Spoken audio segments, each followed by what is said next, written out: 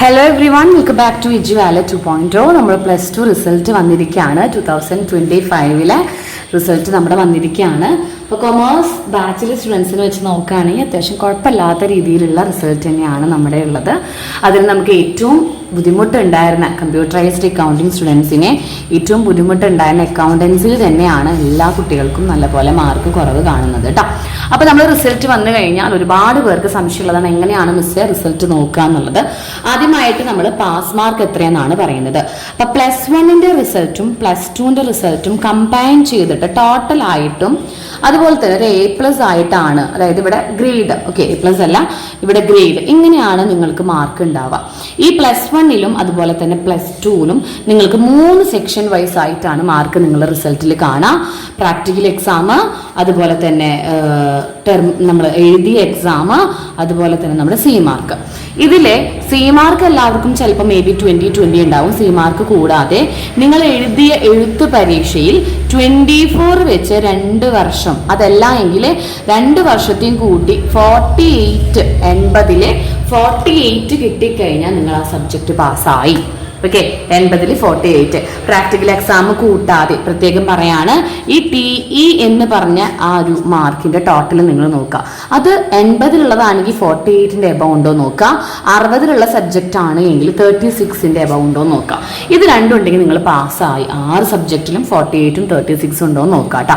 Double pass എന്ന് പറയുന്നത് ഈ 48 36 അതായത് ഡബിൾ പാസ് എന്ന് പറയുമ്പോൾ 2 വർഷത്തെ പാസ് മാർക്കുകൾ തമ്മിൽ കൂട്ടിയതാണ് ഡബിൾ പാസ്. അതായത് 24 ആൻഡ് 24, 18 + 18, +1 അതന്നെ, +2 അതന്നെ. ഇനി ഇത് കറക്റ്റ് +1 24 തന്നെ വേണം, അങ്ങനെയല്ല. ഇപ്പോൾ നിങ്ങൾക്ക് +1 ഒരു സബ്ജക്റ്റിൽ എക്സാം എഴുതിയപ്പോൾ നിങ്ങൾക്ക് +1 ഒരു ഇപ്പോൾ അക്കൗണ്ടൻസി എടുക്കുകയാണെങ്കിൽ +1 40 മാർക്കും +2 നിങ്ങൾക്കൊരു 8 മാർക്ക് ഉണ്ടായാൽ മതി. നിങ്ങൾ എന്തായി, നിങ്ങൾക്ക് 48 കിട്ടി. അതല്ല എങ്കിൽ +1 ഒരു 7 മാർക്കും നിങ്ങൾക്ക് ഇവിടെ ഒരു 41 ഉണ്ടെങ്കിലും നിങ്ങൾക്ക് 48 ആയി. പക്ഷേ നമുക്ക് അക്കൗണ്ടൻസി എന്ന് പറയാൻ പറ്റില്ല, കാരണം അക്കൗണ്ടൻസി നമുക്ക് 60 അപ്പോൾ 80 മാർക്കിൻ്റെ ആണ് പറഞ്ഞത്. എങ്ങനെ വന്നാലും നമുക്ക് ഡബിൾ പാസ് ഉണ്ടോ നോക്കാം. ഓരോ സബ്ജക്റ്റിലും 48 or 36 എബവ്. ഏതാ നോക്കണ്ടേ? TE എന്ന് പറഞ്ഞിട്ട് കാണാം. നിങ്ങളുടെ റിസൾട്ടിൽ TE എന്ന് പറഞ്ഞിട്ട് കാണുന്നതിലാണ് നോക്കണ്ടേ. പ്രാക്ടിക്കൽ എക്സാമിന്റെ മാർക്കും സി മാർക്കും ഒന്നും നിങ്ങളെ പാസ്സാവുന്നതിന് വേണ്ടി ഉപകാരപ്പെടുന്നതല്ല. പ്രത്യേകം പറയാണ്. ഒരുപാട് പേര് സംശയം ചോദിക്കുന്നുണ്ട് മിസ്സിന്റെ അടുത്ത്. ഒരുപാട് പേര് അപ്പോഴും ചോദിച്ചുകൊണ്ടിരിക്കുന്നതാണ്, പ്രാക്ടിക്കൽ എക്സാമിന്റെ മാർക്ക് ആഡ് ചെയ്തപ്പോൾ ഗ്രേഡ് കൂടുന്നുണ്ട്, ഞാൻ പാസ്സായോ? ഇല്ല. പ്രാക്ടിക്കൽ എക്സാമിന്റെ 40 മാർക്ക് കിട്ടുകയാണെങ്കിൽ നിങ്ങൾക്ക് ചിലപ്പോൾ C+ഉം C ഒക്കെ ഗ്രേഡ് ആവാം, പക്ഷെ നിങ്ങളുടെ ഫെയിലാണ്. നിങ്ങൾക്ക് TE എക്സാമിന് എത്ര മാർക്ക് കിട്ടിയെന്ന് നോക്കാം. മിസ് പറഞ്ഞ പോലെ ടോട്ടൽ, അതായത് ഇവിടെയാണ് നോക്കേണ്ടത് കേട്ടോ. +2 +1 48 നോക്കേണ്ടത്, പ്രത്യേകം ശ്രദ്ധിക്കാം. നെക്സ്റ്റ്, ഇനി A+ന്റെ അവസ്ഥ എങ്ങനെയാന്ന് വെച്ചാൽ A+ 2 വർഷവും നമുക്ക് കൂടിയിട്ട് 180 കിട്ടിയിരിക്കണം. 200 on 200 180 കിട്ടിയാൽ നമുക്ക് A+ ആണ്. അതായത് ഇപ്പോൾ ഫസ്റ്റത്തെ ഇയറിൽ, അതായത് +1 നിങ്ങൾക്കൊരു 70 എഴുത്ത് പരീക്ഷയാണ് പറയണേ കേട്ടോ, 70.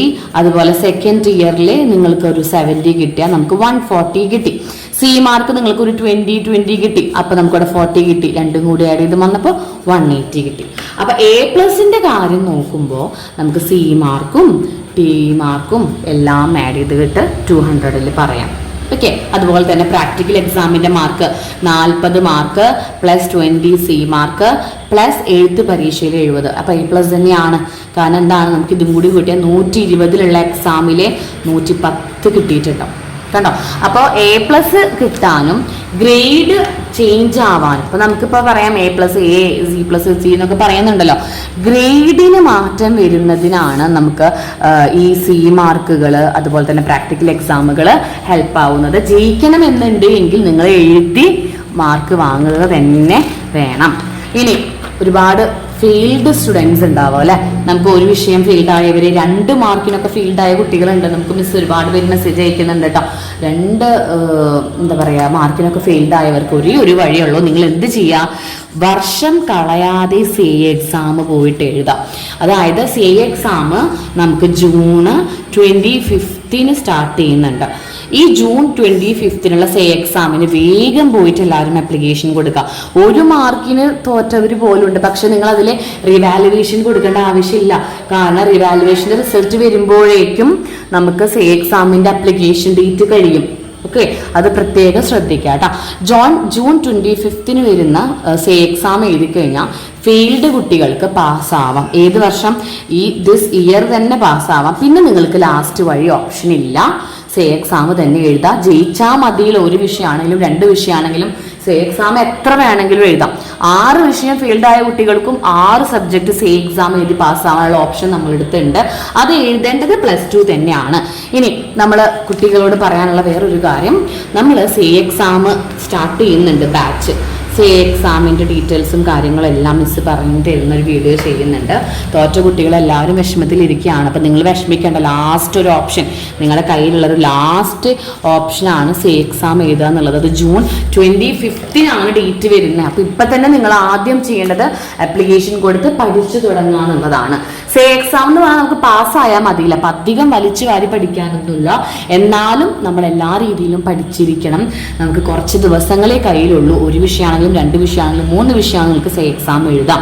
സേ എക്സാമിൻ്റെ ബാച്ച് നമ്മൾ സ്റ്റാർട്ട് ചെയ്യുന്നുണ്ട് വിത്തിൻ 2 ഡേയ്സ്. ഓക്കെ, നമ്മൾ സേ എക്സാം എഡ്യൂവാലറ്റ് 2.0 കൊമേഴ്സ് ബാച്ച്, അതായത് കൊമേഴ്സ് സബ്ജക്റ്റിലെ കുട്ടികൾക്ക് സേ എക്സാമിൻ്റെ ബാച്ച് സ്റ്റാർട്ട് ചെയ്യുന്നുണ്ട് വിത്തിൻ 2 ഡേയ്സ്. നമ്മൾ എത്രയും വേഗം സ്റ്റാർട്ട് ചെയ്യും.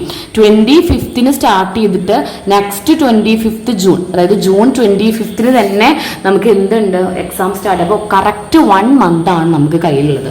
ഈ 1 മന്തിൽ നിങ്ങൾക്ക് സേ എക്സാമിന് വേണ്ട എല്ലാം, അതായത് നിങ്ങളിപ്പോൾ വിഷമിച്ചിരിക്കുന്ന എല്ലാവർക്കും നല്ല രീതിയിലുള്ള റിസൾട്ട് കിട്ടുന്ന രീതിയിലുള്ള ബാച്ച് ആയിരിക്കും അത്. ആ ഒരു ബാച്ചിൽ നിങ്ങൾക്ക് ഡീറ്റെയിൽസ് അറിയണം, ജോയിൻ ചെയ്യണം താല്പര്യമുള്ളവരെ മിസ് ഈ നമ്പറിൽ ഒന്ന് കോൺടാക്ട് ചെയ്യാം കേട്ടോ. ഒന്ന് ജസ്റ്റ് വാട്സപ്പിൽ മെസ്സേജ് അയക്കാം. വേറൊരു നമ്പർ കൂടി തരാം, 7025141138. ഇതിൽ ഏത് നമ്പറിൽ വിളിച്ചിട്ട് നിങ്ങൾക്കൊരു വാട്സപ്പിൽ മെസ്സേജ് അയക്കാം. എന്നിട്ട് നിങ്ങൾക്ക് ഡീറ്റെയിൽസ് പറയൂ കേട്ടോ. ദെൻ എല്ലാ കുട്ടികൾക്കും നല്ല മാർക്ക് വാങ്ങിയ A+ കിട്ടിയ സ്റ്റുഡൻസിന് മെസ്സേജ് അയക്കുന്നുണ്ട്. A+ വാങ്ങിയവർക്കും ജയിച്ചവർക്കും എല്ലാവർക്കും കൺഗ്രാറ്റുലേഷൻസ്. പിന്നെ ഫെയിൽഡായ കുട്ടികൾ എത്രയും വേഗം വിഷമിക്കാതെ സേ എക്സാമിന് വേണ്ടി ആപ്ലിക്കേഷൻ കൊടുക്കുക. എത്രയും വേഗം പഠിക്കുക. ബാച്ചിൽ ജോയിൻ ചെയ്യുന്നവർ ജോയിൻ ചെയ്യാം. Okay everyone, thank you so much.